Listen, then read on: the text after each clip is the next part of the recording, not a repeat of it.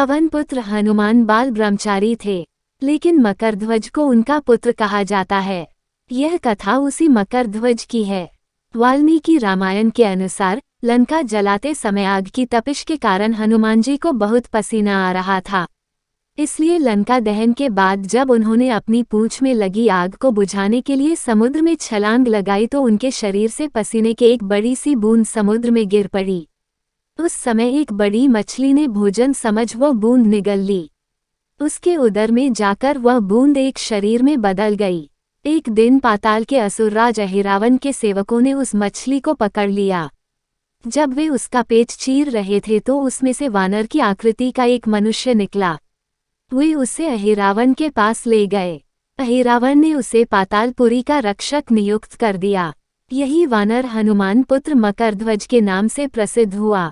जब राम रावण युद्ध हो रहा था तब रावण की आज्ञानुसार अहिरावण राम लक्ष्मण का अपहरण कर उन्हें पातालपुरी ले गया। उनके अपहरण से वानर सेना भयभीत व शोकाकुल हो गई, लेकिन विभीषण ने यह भेद हनुमान के समक्ष प्रकट कर दिया। तब राम लक्ष्मण की सहायता के लिए हनुमान जी पातालपुरी पहुँचे। जब उन्होंने पाताल के द्वार पर एक वानर को देखा तो वे आश्चर्यचकित हो गए। उन्होंने मकरध्वज से उसका परिचय पूछा।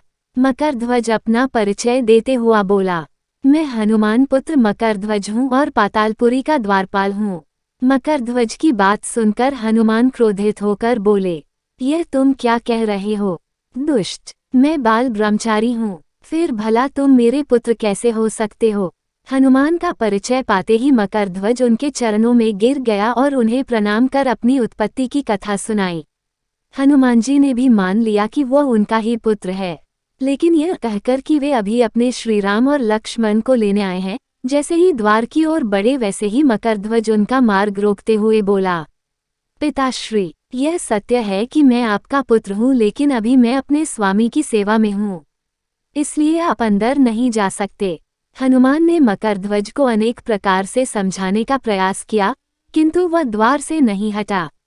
तब दोनों में घोर युद्ध शुरू हो गया। देखते ही देखते हनुमान जी उसे अपनी पूंछ में बांधकर पाताल में प्रवेश कर गए।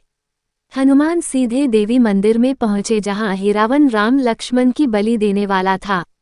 हनुमान जी को देखकर चामुंडा देवी पाताल लोक से प्रस्थान कर गईं। तब हनुमान जी देवी रूप धारण करके वहां स्थापित हो गए। कुछ देर के बाद अहिरावण वहां आया और पूजा अर्चना करके जैसे ही उसने राम लक्ष्मण की बलि देने के लिए तलवार उठाई, वैसे ही भयंकर गर्जन करते हुए हनुमान जी प्रकट हो गए और उसी तलवार से अहिरावण का वध कर दिया। उन्होंने राम लक्ष्मण को बंधन मुक्त किया। तब श्रीराम ने पूछा, हनुमान, तुम्हारी पूंछ में यह कौन बंधा है?